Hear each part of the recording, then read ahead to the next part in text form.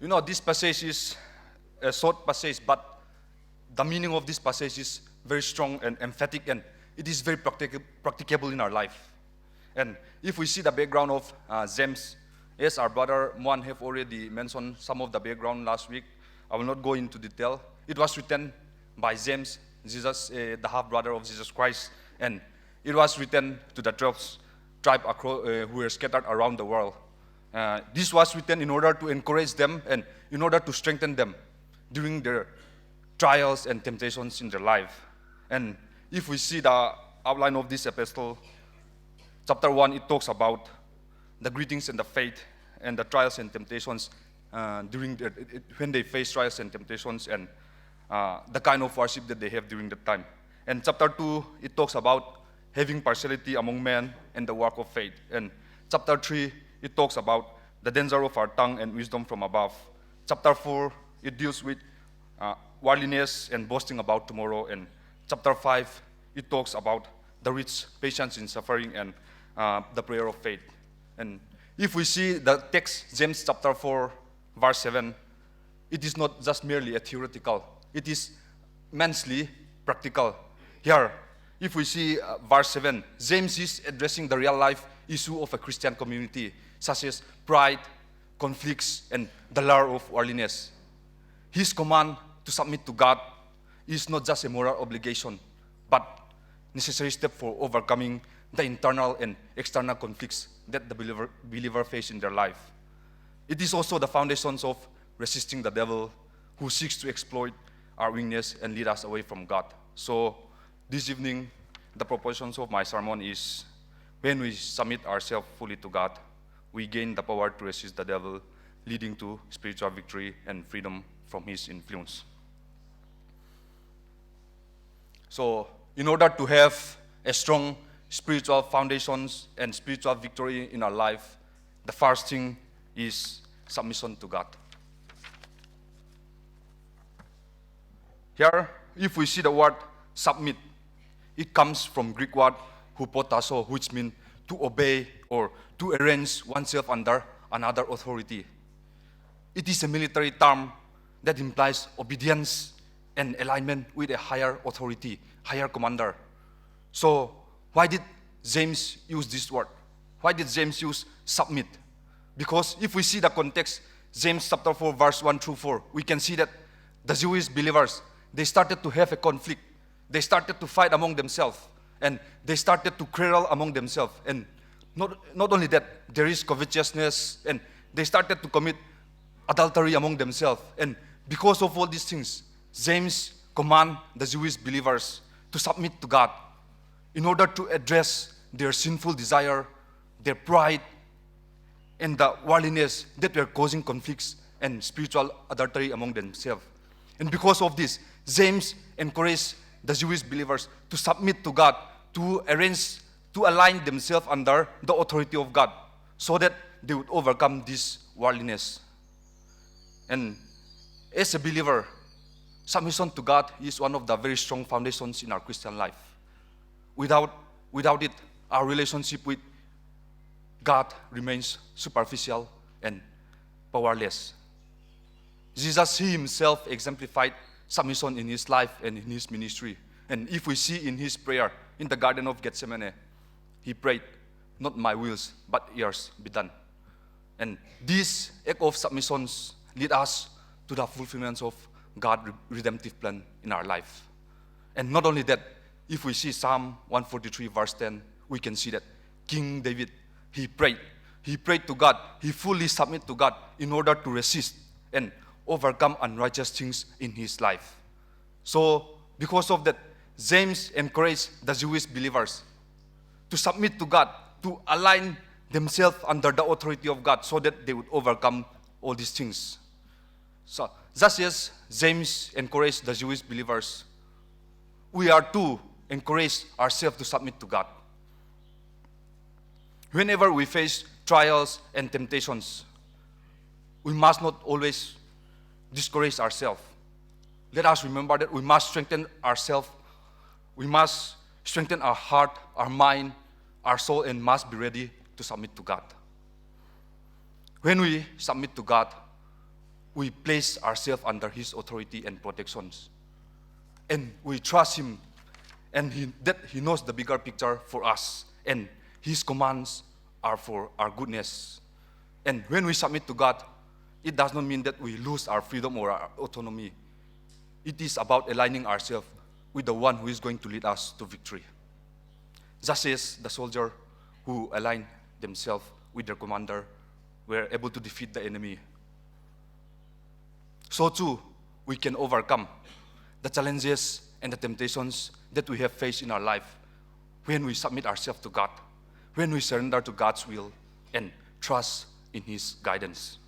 So, in order to have a strong spiritual foundations and spiritual victory in our life, we must remember that we must submit to God. It's not only about submitting to God. In order to have a strong spiritual foundation, it is not only submission to God. The next step is resisting the devil. So, for my point number 2, resisting the devil. Once we understand the importance of submission to God, here, the next step to James chapter 4, verse 7 is resist the devil. Here, the word resist comes from Greek word antistemi, which means to stand against or to oppose. And the word devil, it also means Satan. And it is depicted in the Bible as the primary adversary of God and His people. He is a fallen angel who tried to rebel against God and now seek to deceive, tempt, and destroy humanity. That we can see in Isaiah chapter 14, Ezekiel chapter 28, and Revelation chapter 12. His name, Satan, means adversary or accuser, reflecting to his role in opposing God's work and accusing believers. Here, the word devil, it not only personifies Satan, it also personifies the temptations to sins that comes from our thought, which is within ourselves.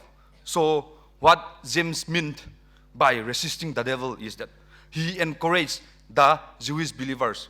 They must always be ready to stand against, and they must always be ready to oppose against the devil when the devil tried to enter in their life. He encouraged them so that they might be able to stand against him, because the work of the devil in believers' life, it can manifest in many forms, such as temptations, just like the serpent tempted Eve in the Garden of Eden. Deceptions. He is the father of lies.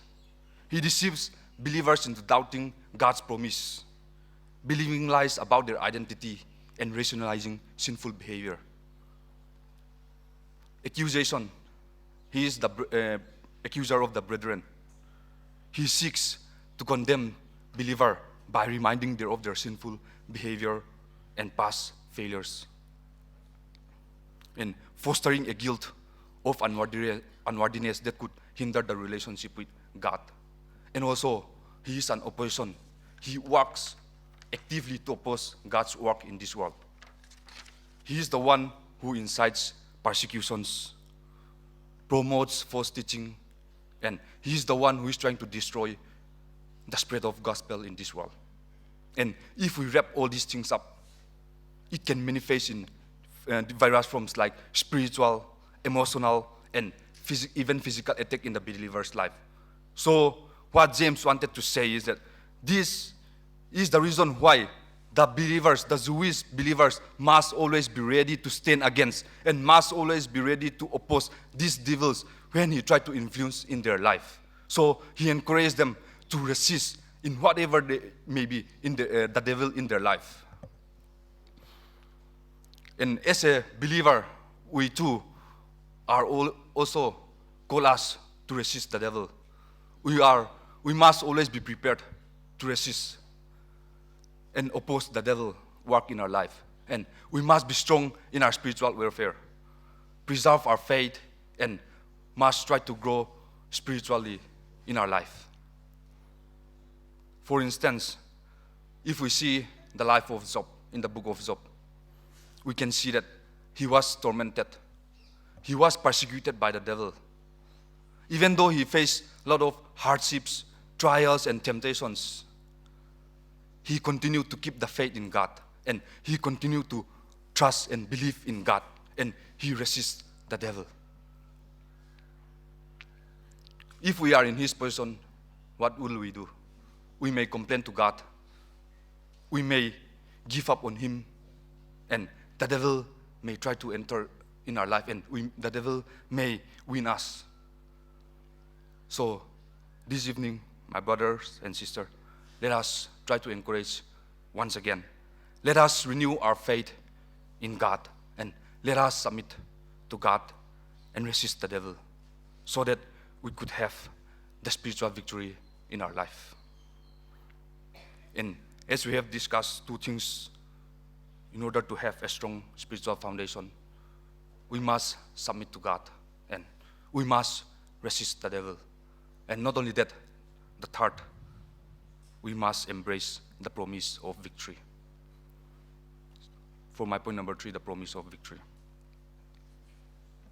Here, if we see the phrase, he will flee from you. This phrase is an emphatic statement of confidence. Why? Because James encouraged the Jewish believer that if they submit to God and if they resist the devil, he is 100% sure, 100% confident that the devil will flee from their life. This is a statement of certainty. James did not say that the devil could flee, or he did not say that the devil might flee. He is 100% sure, certain that the devil will flee from their life. This certainty is rooted in the word, in the power and authority of God. And when believers resist and submit to God and resist the devil have no choice but to flee from their life. And this is the promise that James have given to the Jewish believers. And if we see this promise of victory, it highlights the limitations of the devil's power. While he is a formidable adversary, he is not an omnipotent like our God. And the devil's influence is strong, but it is not an absolute. His power is always curtailed by God's sovereignty. And when believers submit to God and resist the devil by standing firm in God's strength and protection, his power is broken and he is forced to flee. And as believers, we are not defenseless in these spiritual battles. God is always there for us. He gave us the tools and the strengths that we need to fight against the work of the devil. We can do it by daily relying on God's through prayer and meditations, reading the Bible and living according to His truth. And if we do all these things, we can actively resist the devil's influence in our life. Each time we choose to stand firm in faith, we are tapping into the victory that Jesus had already secured for us in His death and resurrection. And yes, as believers, resistance is not easy. When we face hardships, trials, and temptations, sometimes we feel weary and overwhelmed. However, God calls us to keep standing strong, trusting that the devil's power is limited and our perseverance will lead us to His retreat. And as we face these daily challenges in our life, let us remember that we do it so from a position of victory and not defeat. This truth should shape us, our attitudes, and our actions, empowering us to live boldly and faithfully, knowing that God's power is work in us, ensuring the devil's retreat whenever we resist him and when we submit to God. So, in order to have a strong spiritual foundation, we must always remember that we must submit to God, resist the devil, and always embrace this promise of victory. In conclusion, if we see James chapter 4, verse 7, it calls us to live a life of active faith and trust in God. By submitting to God and resisting the devil and embracing this promise of victory, we can live boldly and confidently as a children of God. Let us commit daily submitting to God and standing firm against the enemy and walking in the victory that Christ had already secured for us. And let us think and meditate upon it. Do we have the right foundation for our spiritual growth? Do you think that we have the right foundation for our spiritual victory? If we still do not have it, let us think about it and let us encourage us once again. Let us submit to God and let us try to resist the devil in whatever may be, so that we will have a victory in our life. And let us remember that we can always wear the armor of God that we can see in Ephesians chapter 6. Let us wear it and let us face it and let us fight for it and let us try to have a strong spiritual foundation and spiritual victory in our life. May God bless each and every one of us. Thank you.